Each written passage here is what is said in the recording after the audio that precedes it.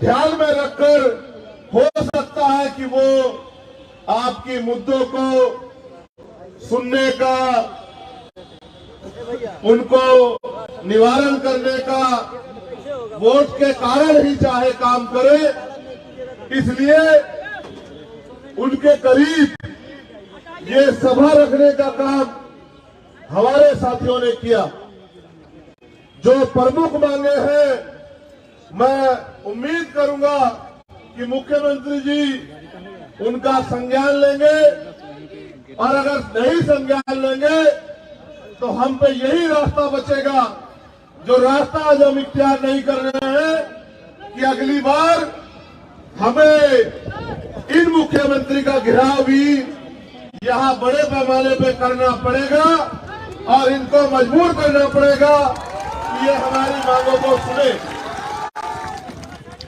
हमारी सबसे प्रमुख मांग है, 22,000 से ज्यादा मामले एससी के यहां लंबित हैं। एससी आयोग का गठन यहां हो जाना चाहिए था। सरकार की नजरों में ये कोई बड़ी समस्या नजर नहीं आई, इसलिए उन्होंने आयोग का गठन नहीं किया।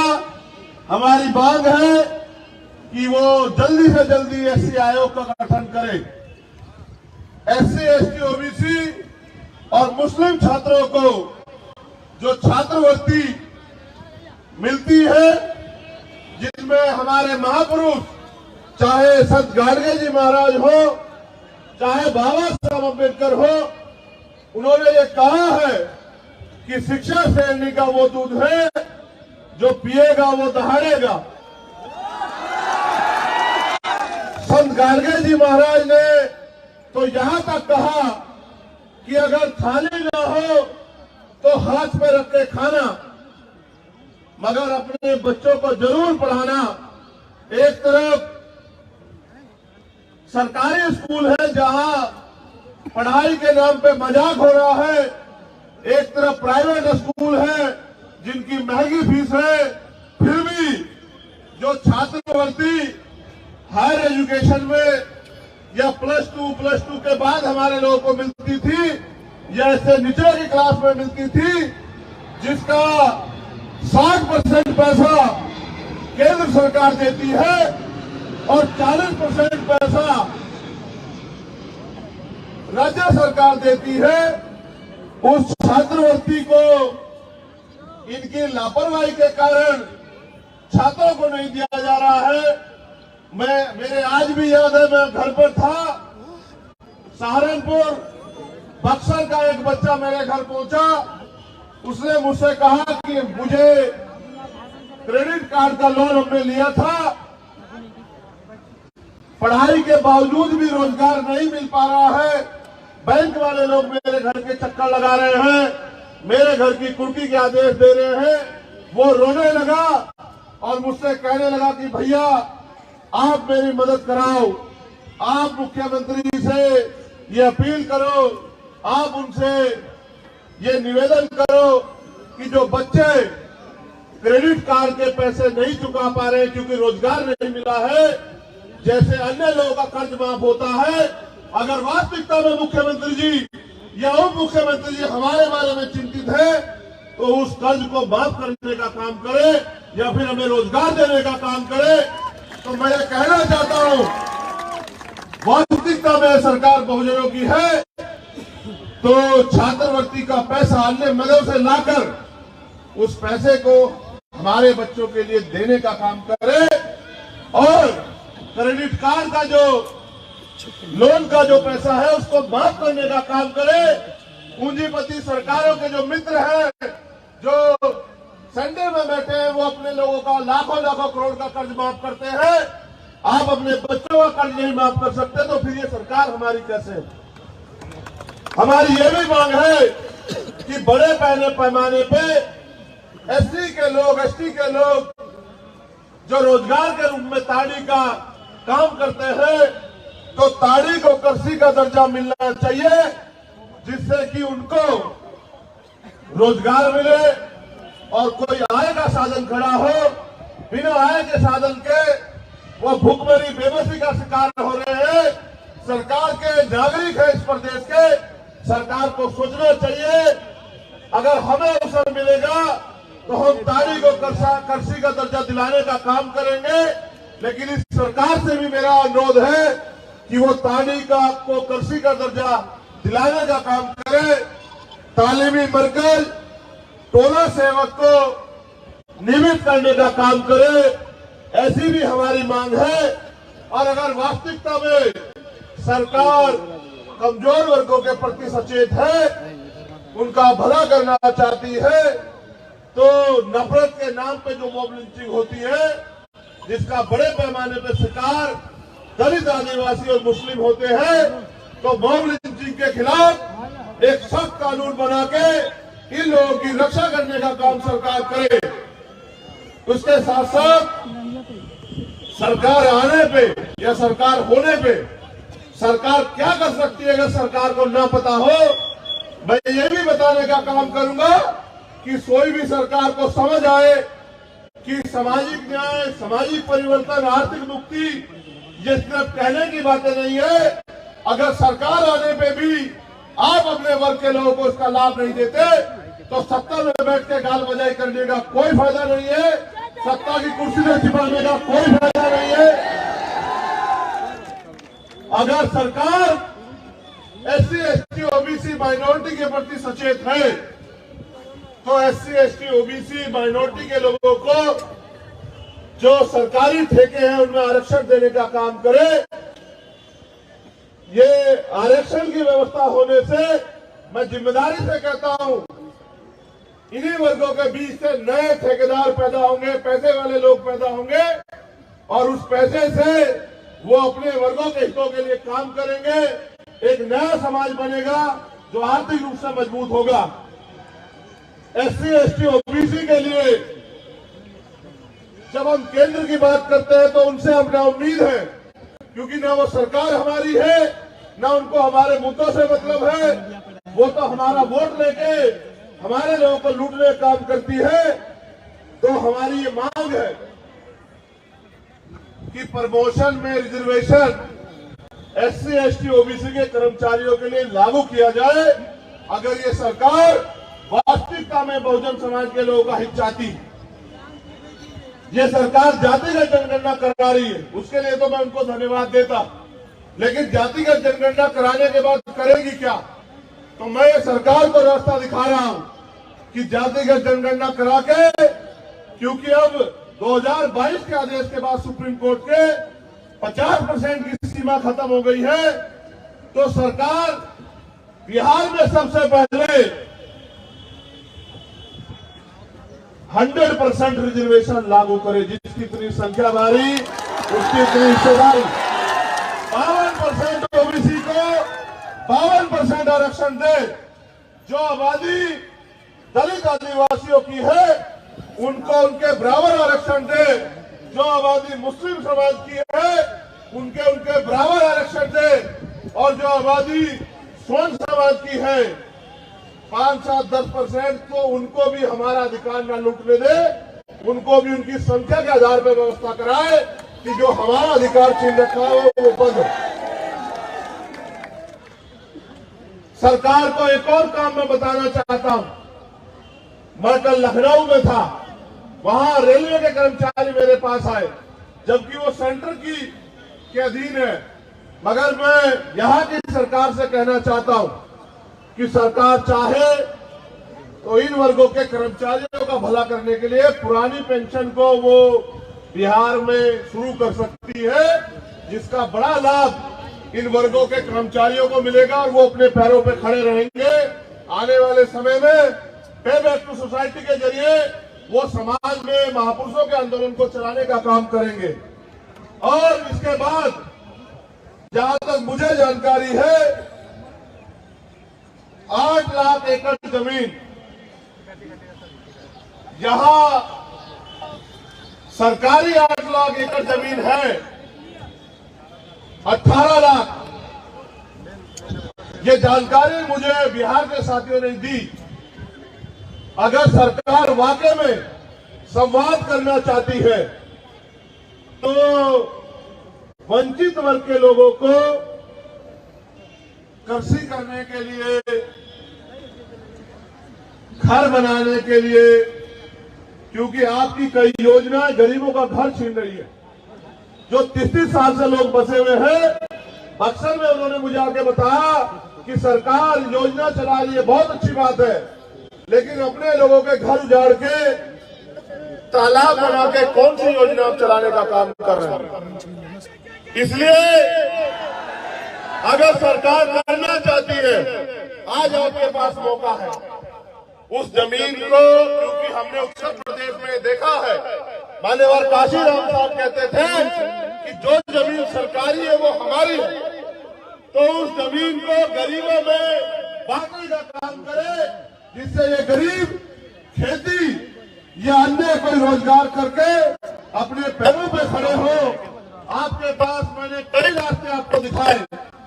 आप देश की सत्ता में भी जाने की बात करते हैं, ऐसी चर्चाएं भी हैं, लेकिन जब आप मुख्यमंत्री बनके अपने प्रदेश में काम नहीं कर सकते, तो देश की सत्ता पे आपको कौन बिठाएगा। यही वर्गों के लोग वोट के आधार पे वोट देके तय करते हैं कि देश की सत्ता पे कौन बैठे।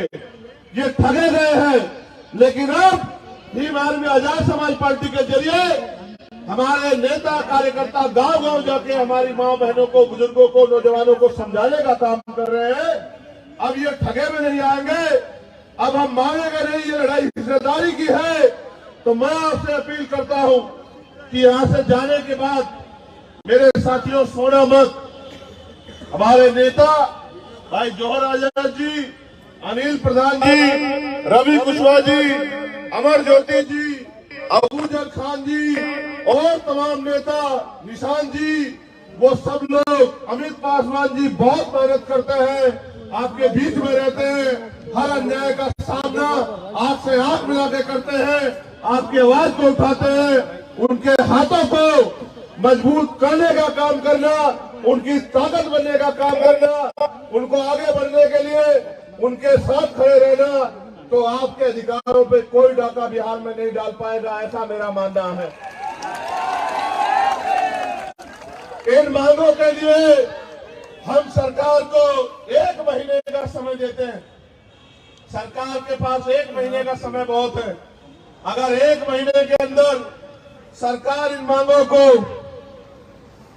नहीं मानती है, हमारे प्रदेश अध्यक्ष तो अभी से तैयार बैठे हैं, वो तो 20 मार्च कह रहे हैं कि 20 मार्च तक अगर सरकार हमारी मांगों को नहीं मानेगी तो हम बिहार में जेल भरो आंदोलन शुरू करेंगे, लेकिन अपने लोगों के अधिकारों को किसी को डकार में ठगने नहीं देंगे।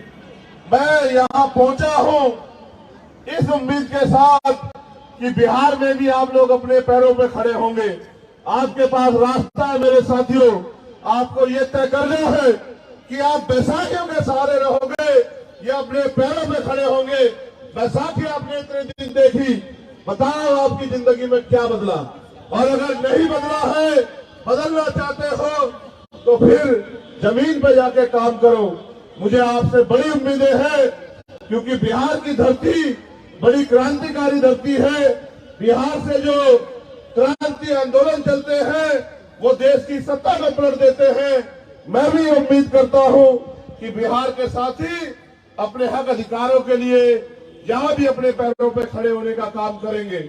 और मुझे उम्मीद है कि जो गरीब के बेटे मैंने यहां अपने प्रतिनिधि के रूप में आपके बीच भेजे हैं, आप उनके हाथों को मजबूत करने का काम करोगे।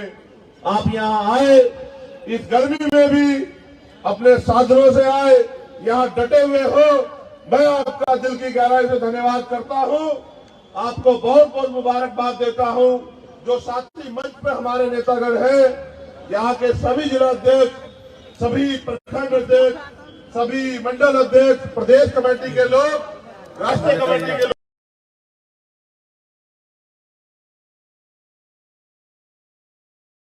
ध्यान में रखकर हो सकता है कि वो आपकी मुद्दों को सुनने का, उनको निवारण करने का वोट के कारण ही चाहे काम करे। इसलिए उनके करीब ये सभा रखने का काम हमारे साथियों ने किया। जो प्रमुख मांगे हैं, मैं उम्मीद करूंगा कि मुख्यमंत्री जी उनका संज्ञान लेंगे, और अगर नहीं संज्ञान लेंगे तो हम पे यही रास्ता बचेगा, जो रास्ता आज हम इख्तियार नहीं कर रहे हैं, कि अगली बार हमें इन मुख्यमंत्री का घेराव भी यहां बड़े पैमाने पे करना पड़ेगा और इनको मजबूर करना पड़ेगा कि ये हमारी मांगों को सुने। हमारी सबसे प्रमुख मांग है, 22,000 से ज्यादा मामले एससी के यहां लंबित हैं। एससी आयोग का गठन यहां हो जाना चाहिए था। सरकार की नजरों में ये कोई बड़ी समस्या नजर नहीं आई, इसलिए उन्होंने आयोग का गठन नहीं किया। हमारी मांग है कि वो जल्दी से जल्दी एससी आयोग का गठन करे। एससी, एसटी, ओबीसी और मुस्लिम छात्रों को जो छात्रवृत्ति मिलती है, जिनमें हमारे महापुरुष, चाहे संत गाडगे जी महाराज हो, चाहे बाबा साहब अम्बेडकर हो, उन्होंने ये कहा है कि शिक्षा श्रेणी का वो दूध है जो पिएगा वो दहाड़ेगा। संत गाडगे जी महाराज ने तो यहां तक कहा कि अगर थाली ना हो तो हाथ पे रख के खाना, मगर अपने बच्चों को जरूर पढ़ाना। एक तरफ सरकारी स्कूल है जहां पढ़ाई के नाम पे मजाक हो रहा है, एक तरफ प्राइवेट स्कूल है जिनकी महंगी फीस है, फिर भी जो छात्रवृत्ति हायर एजुकेशन में या प्लस टू के बाद हमारे लोगों को मिलती थी, या इससे निचले की क्लास में मिलती थी, जिसका 60% पैसा केंद्र सरकार देती है और 40% पैसा राज्य सरकार देती है, उस छात्रवृत्ति को इनकी लापरवाही के कारण छात्रों को नहीं दिया जा रहा है। मेरे आज भी याद है, मैं घर पर था, सहारनपुर बक्सर का एक बच्चा मेरे घर पहुंचा। उसने मुझसे कहा कि मुझे क्रेडिट कार्ड का लोन हमने लिया था, पढ़ाई के बावजूद भी रोजगार नहीं मिल पा रहा है, बैंक वाले लोग मेरे घर के चक्कर लगा रहे हैं, मेरे घर की कुर्की के आदेश दे रहे हैं। वो रोने लगा और मुझसे कहने लगा कि भैया आप मेरी मदद कराओ, आप मुख्यमंत्री से ये अपील करो, आप उनसे ये निवेदन करो कि जो बच्चे क्रेडिट कार्ड के पैसे नहीं चुका पा रहे क्योंकि रोजगार नहीं मिला है, जैसे अन्य लोगों का कर्ज माफ होता है, अगर वास्तविकता में मुख्यमंत्री जी या उप मुख्यमंत्री जी हमारे बारे में चिंतित है तो उस कर्ज को माफ करने का काम करे या फिर हमें रोजगार देने का काम करे। तो मैं ये कहना चाहता हूं, वास्तविकता में सरकार बहुजनों की है तो छात्रवृत्ति का पैसा अन्य मदों से लाकर उस पैसे को हमारे बच्चों के लिए देने का काम करे, और क्रेडिट कार्ड का जो लोन का जो पैसा है उसको माफ करने का काम करे। पूंजीपति सरकारों के जो मित्र हैं, जो सेंटर में बैठे हैं, वो अपने लोगों का लाखों लाखों करोड़ का कर्ज माफ करते हैं। आप अपने बच्चों का कर्ज नहीं माफ कर सकते तो फिर ये सरकार हमारी कैसे? हमारी ये भी मांग है कि बड़े पैमाने पे एससी के लोग, एसटी के लोग जो रोजगार के रूप में ताड़ी का काम करते हैं, तो ताड़ी को कृषि का दर्जा मिलना चाहिए, जिससे कि उनको रोजगार मिले और कोई आय का साधन खड़ा हो। बिना आय के साधन के वो भूखमरी बेबसी का शिकार हो रहे हैं।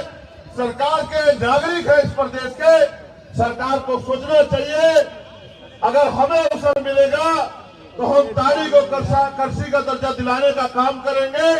लेकिन इस सरकार से भी मेरा अनुरोध है कि वो ताड़ी को कृषि का दर्जा दिलाने का काम करे। तालीमी मरकज टोला सेवक को नियमित करने का काम करे, ऐसी भी हमारी मांग है।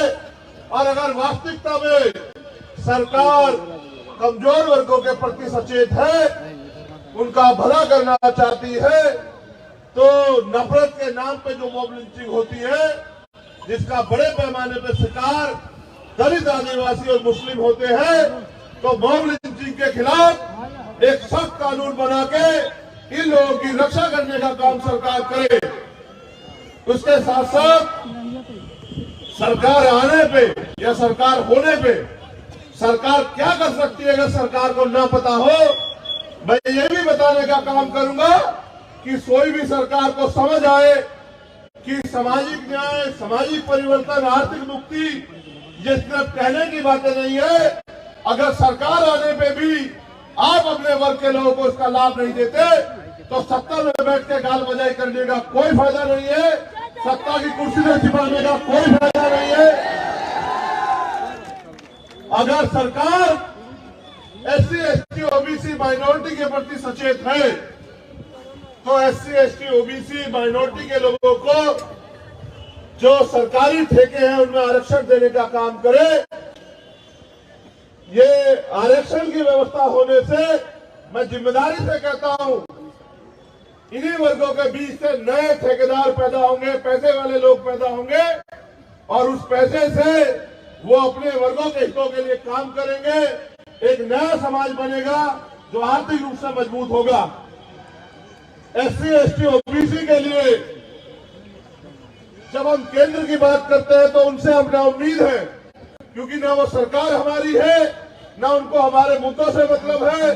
वो तो हमारा वोट लेके हमारे लोगों को लूटने का काम करती है। तो हमारी ये मांग है कि प्रमोशन में रिजर्वेशन SC, ST, OBC के कर्मचारियों के लिए लागू किया जाए। अगर ये सरकार वास्तविकता में बहुजन समाज के लोगों का हित चाहती, ये सरकार जातिगत जनगणना करा रही है, उसके लिए तो मैं उनको धन्यवाद देता, लेकिन जातिगत जनगणना कराने के बाद करेगी क्या?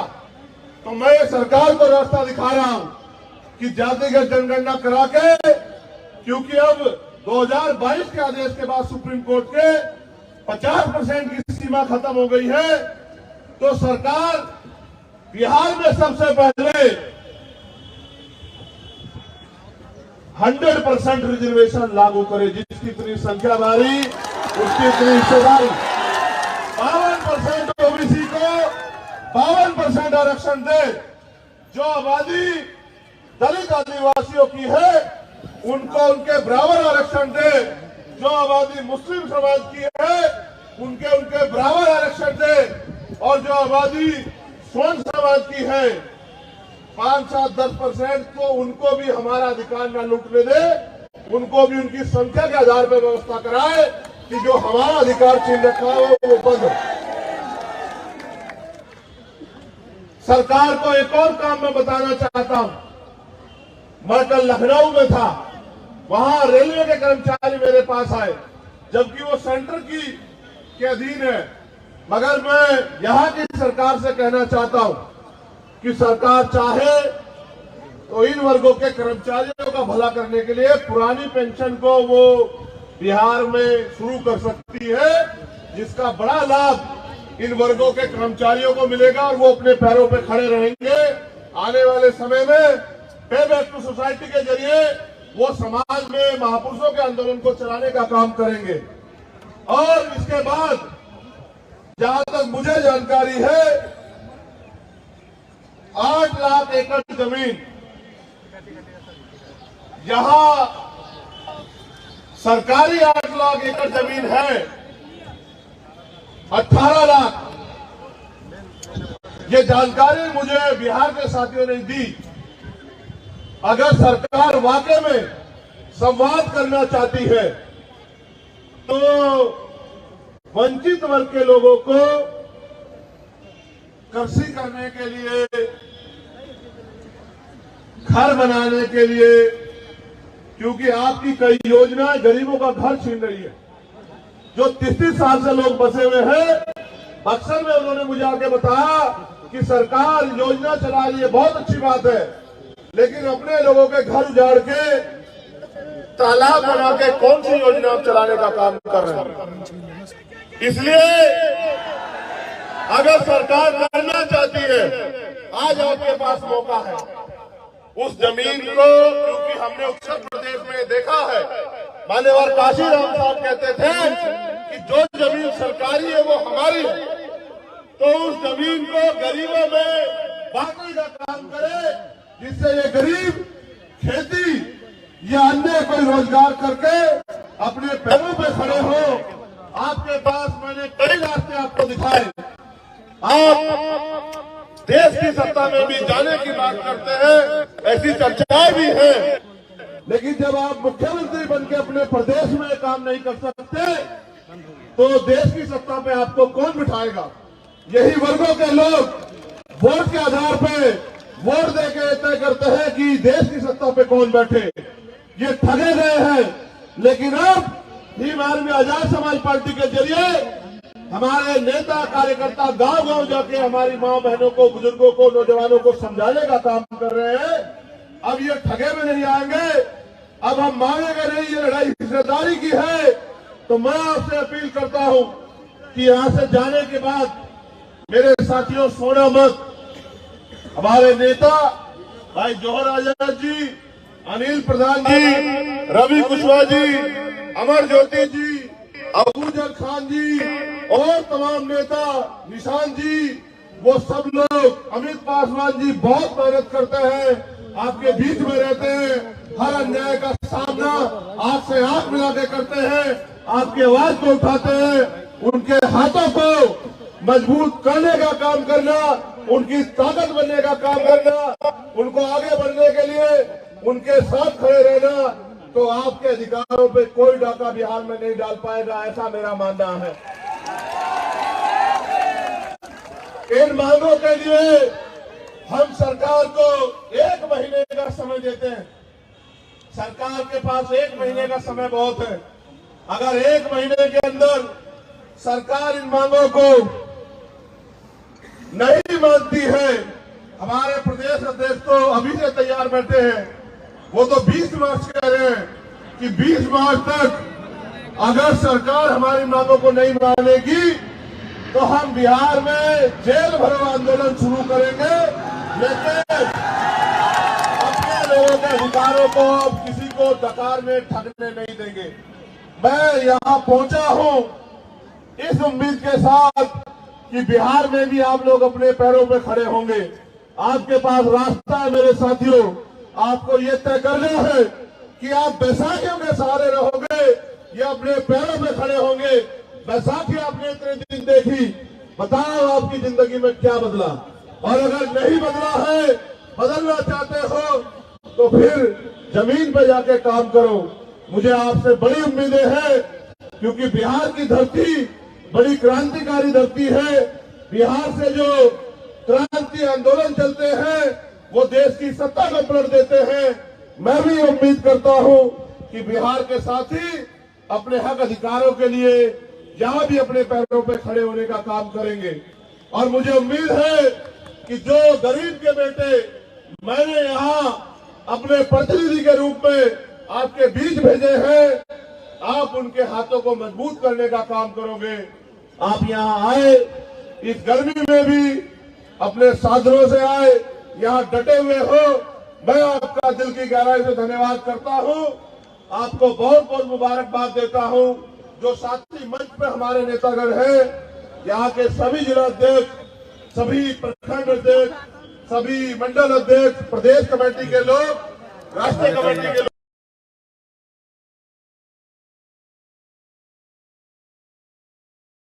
ध्यान में रखकर हो सकता है कि वो आपकी मुद्दों को सुनने का, उनको निवारण करने का वोट के कारण ही चाहे काम करे, इसलिए उनके करीब ये सभा रखने का काम हमारे साथियों ने किया। जो प्रमुख मांगे हैं, मैं उम्मीद करूंगा कि मुख्यमंत्री जी उनका संज्ञान लेंगे और अगर नहीं संज्ञान लेंगे तो हम पे यही रास्ता बचेगा, जो रास्ता आज हम इख्तियार नहीं कर रहे हैं कि अगली बार हमें इन मुख्यमंत्री का घेराव भी यहां बड़े पैमाने पे करना पड़ेगा और इनको मजबूर करना पड़ेगा कि ये हमारी मांगों को सुने। हमारी सबसे प्रमुख मांग है 22,000 से ज्यादा मामले एससी के यहां लंबित हैं। एससी आयोग का गठन यहां हो जाना चाहिए था।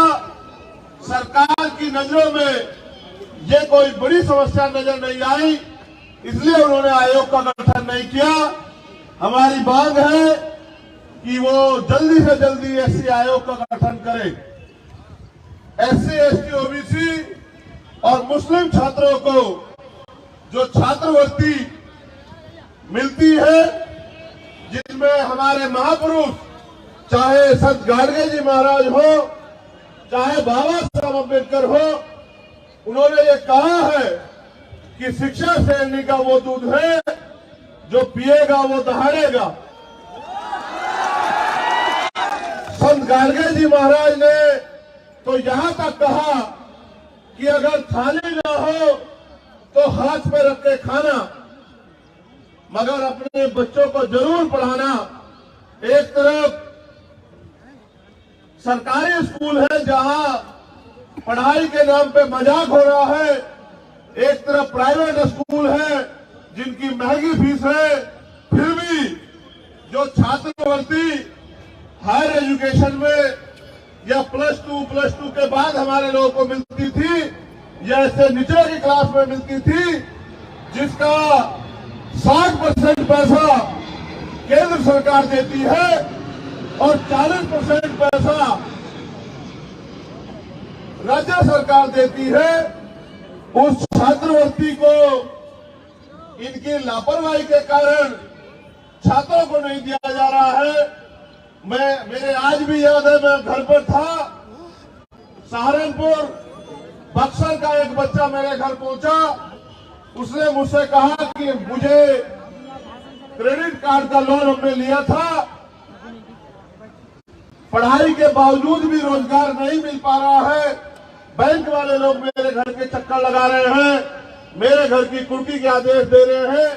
वो रोने लगा और मुझसे कहने लगा कि भैया आप मेरी मदद कराओ, आप मुख्यमंत्री से ये अपील करो, आप उनसे ये निवेदन करो कि जो बच्चे क्रेडिट कार्ड के पैसे नहीं चुका पा रहे क्योंकि रोजगार नहीं मिला है, जैसे अन्य लोगों का कर्ज माफ होता है, अगर वास्तविकता में मुख्यमंत्री जी या उप मुख्यमंत्री जी हमारे बारे में चिंतित है तो उस कर्ज को माफ करने का काम करे या फिर हमें रोजगार देने का काम करे। तो मैं ये कहना चाहता हूं, वास्तविकता में सरकार बहुजनों की है तो छात्रवृत्ति का पैसा अन्य मदों से लाकर उस पैसे को हमारे बच्चों के लिए देने का काम करे और क्रेडिट कार्ड का जो लोन का जो पैसा है उसको माफ करने का काम करे। पूंजीपति सरकारों के जो मित्र हैं, जो सेंटर में बैठे हैं, वो अपने लोगों का लाखों लाखों करोड़ का कर्ज माफ करते हैं। आप अपने बच्चों का कर्ज नहीं माफ कर सकते तो फिर ये सरकार हमारी कैसे? हमारी ये भी मांग है कि बड़े पैमाने पे एससी के लोग, एसटी के लोग जो रोजगार के रूप में ताड़ी का काम करते हैं, तो ताड़ी को कृषि का दर्जा मिलना चाहिए, जिससे कि उनको रोजगार मिले और कोई आय का साधन खड़ा हो। बिना आय के साधन के वो भूखमरी बेबसी का शिकार हो रहे हैं। सरकार के नागरिक है इस प्रदेश के, सरकार को सोचना चाहिए। अगर हमें अवसर मिलेगा तो हम ताड़ी को कृषि का दर्जा दिलाने का काम करेंगे, लेकिन इस सरकार से भी मेरा अनुरोध है कि वो ताड़ी को कृषि का दर्जा दिलाने का काम करे। तालीमी मरकज टोला सेवक को नियमित करने का काम करे, ऐसी भी हमारी मांग है। और अगर वास्तविकता में सरकार कमजोर वर्गों के प्रति सचेत है, उनका भला करना चाहती है, तो नफरत के नाम पे जो मॉब लिंचिंग होती है, जिसका बड़े पैमाने पे शिकार दलित, आदिवासी और मुस्लिम होते हैं, तो मॉब लिंचिंग के खिलाफ एक सख्त कानून बना के इन लोगों की रक्षा करने का काम सरकार करे। उसके साथ साथ सरकार आने पे या सरकार होने पे सरकार क्या कर सकती है, अगर सरकार को ना पता हो, मैं ये भी बताने का काम करूंगा कि कोई भी सरकार को समझ आए कि सामाजिक न्याय, सामाजिक परिवर्तन, आर्थिक मुक्ति ये सिर्फ कहने की बातें नहीं है। अगर सरकार आने पे भी आप अपने वर्ग के लोगों को इसका लाभ नहीं देते तो सत्ता में बैठ के गाल बजाई करने का कोई फायदा नहीं है, सत्ता की कुर्सी में छिपाने का कोई फायदा नहीं है।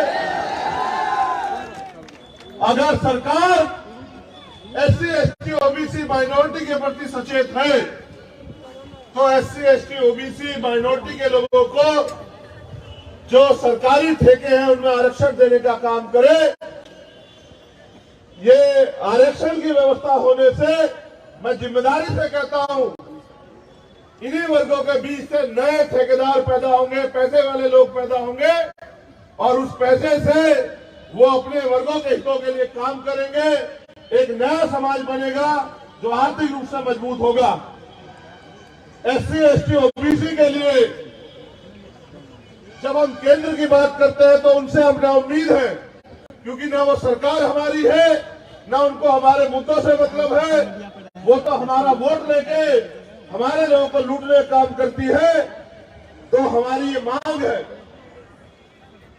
कि प्रमोशन में रिजर्वेशन एससी, एसटी, ओबीसी के कर्मचारियों के लिए लागू किया जाए। अगर ये सरकार वास्तविकता में बहुजन समाज के लोगों का हित चाहती, ये सरकार जातिगत जनगणना करा रही है, उसके लिए तो मैं उनको धन्यवाद देता, लेकिन जातिगत जनगणना कराने के बाद करेगी क्या? तो मैं सरकार को रास्ता दिखा रहा हूं कि जातिगत जनगणना करा के, क्योंकि अब 2022 के आदेश के बाद सुप्रीम कोर्ट के 50% की सीमा खत्म हो गई है, तो सरकार बिहार में सबसे पहले 100% रिजर्वेशन लागू करे। जिसकी इतनी संख्या भारी उसकी इतनी हिस्सेदारी। 52% ओबीसी को 52% आरक्षण दे। जो आबादी दलित, आदिवासियों की है उनको उनके बराबर आरक्षण दे। जो आबादी मुस्लिम समाज की है उनके बराबर आरक्षण दे। और जो आबादी स्वर्ण समाज की है 5, 7, 10% को उनको भी हमारा अधिकार न लूटने दे, उनको भी उनकी संख्या के आधार पर व्यवस्था कराए कि जो हमारा अधिकार छीन रखा है वो बंद हो। सरकार को एक और काम मैं बताना चाहता हूं। मैं कल लखनऊ में था, वहां रेलवे के कर्मचारी मेरे पास आए, जबकि वो सेंटर के अधीन है। मगर मैं यहां की सरकार से कहना चाहता हूं कि सरकार चाहे तो इन वर्गों के कर्मचारियों का भला करने के लिए पुरानी पेंशन को वो बिहार में शुरू कर सकती है, जिसका बड़ा लाभ इन वर्गों के कर्मचारियों को मिलेगा और वो अपने पैरों पे खड़े रहेंगे। आने वाले समय में पे बैक टू सोसाइटी के जरिए वो समाज में महापुरुषों के आंदोलन को चलाने का काम करेंगे। और इसके बाद जहां तक मुझे जानकारी है 8 लाख एकड़ जमीन यहां सरकारी 8 लाख एकड़ जमीन है। 18 लाख ये जानकारी मुझे बिहार के साथियों ने दी। अगर सरकार वाकई में संवाद करना चाहती है तो वंचित वर्ग के लोगों को कृषि करने के लिए, घर बनाने के लिए, क्योंकि आपकी कई योजनाएं गरीबों का घर छीन रही है। जो 30 साल से लोग बसे हुए हैं, बक्सर में उन्होंने मुझे आके बताया कि सरकार योजना चला रही है, बहुत अच्छी बात है, लेकिन अपने लोगों के घर उजाड़ के तालाब बना के कौन सी योजना आप चलाने का काम कर रहे हैं? इसलिए अगर सरकार करना चाहती है, आज आपके पास मौका है। उस जमीन को, क्योंकि हमने उत्तर प्रदेश में देखा है, मान्यवर काशीराम साहब कहते थे कि जो जमीन सरकारी है वो हमारी है, तो उस जमीन को गरीबों में बांटने का काम करे, जिससे ये गरीब खेती या अन्य कोई रोजगार करके अपने पैरों पे खड़े हो। आपके पास मैंने कई रास्ते आपको दिखाए। आप देश की सत्ता में भी जाने की बात करते हैं, ऐसी चर्चाएं भी हैं, लेकिन जब आप मुख्यमंत्री बनके अपने प्रदेश में काम नहीं कर सकते तो देश की सत्ता पे आपको कौन बिठाएगा? यही वर्गों के लोग वोट के आधार पे वोट देके तय करते हैं कि देश की सत्ता पे कौन बैठे।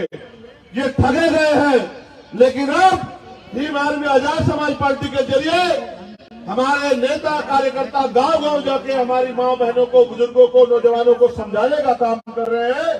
अब ये ठगे में नहीं आएंगे, अब हम मानेंगे नहीं, ये लड़ाई हिस्सेदारी की है। तो मैं आपसे अपील करता हूं कि यहां से जाने के बाद मेरे साथियों सोना मत। हमारे नेता भाई जौहर आजाद जी, अनिल प्रधान जी, रवि कुशवाहा जी, अमर ज्योति जी, अबूजर खान जी और तमाम नेता, निशान जी, वो सब लोग, अमित पासवान जी बहुत मेहनत करते हैं, आपके बीच में रहते हैं, हर अन्याय का सामना आंख से आंख मिला के करते हैं, आपकी आवाज को उठाते हैं। उनके हाथों को मजबूत करने का काम करना, उनकी ताकत बनने का काम करना, उनको आगे बढ़ने के लिए उनके साथ खड़े रहना, तो आपके अधिकारों पे कोई डाका बिहार में नहीं डाल पाएगा, ऐसा मेरा मानना है। इन मांगों के लिए हम सरकार को 1 महीने का समय देते हैं। सरकार के पास 1 महीने का समय बहुत है। अगर 1 महीने के अंदर सरकार इन मांगों को नहीं मानती है, हमारे प्रदेश अध्यक्ष तो अभी से तैयार बैठे हैं, वो तो 20 मार्च कह रहे हैं कि 20 मार्च तक अगर सरकार हमारी मांगों को नहीं मानेगी तो हम बिहार में जेल भरो आंदोलन शुरू करेंगे, लेकिन अपने लोगों के अधिकारों को किसी को डकार में ठगने नहीं देंगे। मैं यहाँ पहुंचा हूँ इस उम्मीद के साथ कि बिहार में भी आप लोग अपने पैरों पे खड़े होंगे। आपके पास रास्ता है मेरे साथियों, आपको ये तय करना है कि आप बैसाखियों के सहारे रहोगे या अपने पैरों पे खड़े होंगे। बैसाखी आपने इतने दिन देखी, बताओ आपकी जिंदगी में क्या बदला? और अगर नहीं बदला है, बदलना चाहते हो तो फिर जमीन पे जाके काम करो। मुझे आपसे बड़ी उम्मीदें हैं, क्योंकि बिहार की धरती बड़ी क्रांतिकारी धरती है। बिहार से जो क्रांति आंदोलन चलते हैं वो देश की सत्ता को पलट देते हैं। मैं भी उम्मीद करता हूं कि बिहार के साथी अपने हक अधिकारों के लिए यहां भी अपने पैरों पे खड़े होने का काम करेंगे। और मुझे उम्मीद है कि जो गरीब के बेटे मैंने यहां अपने प्रतिनिधि के रूप में आपके बीच भेजे हैं, आप उनके हाथों को मजबूत करने का काम करोगे। आप यहाँ आए, इस गर्मी में भी अपने साधनों से आए, यहाँ डटे हुए हो, मैं आपका दिल की गहराई से धन्यवाद करता हूँ। आपको बहुत बहुत मुबारकबाद देता हूँ। जो साथी मंच पे हमारे नेतागण हैं, यहाँ के सभी जिला अध्यक्ष, सभी प्रखंड अध्यक्ष, सभी मंडल अध्यक्ष, प्रदेश कमेटी के लोग,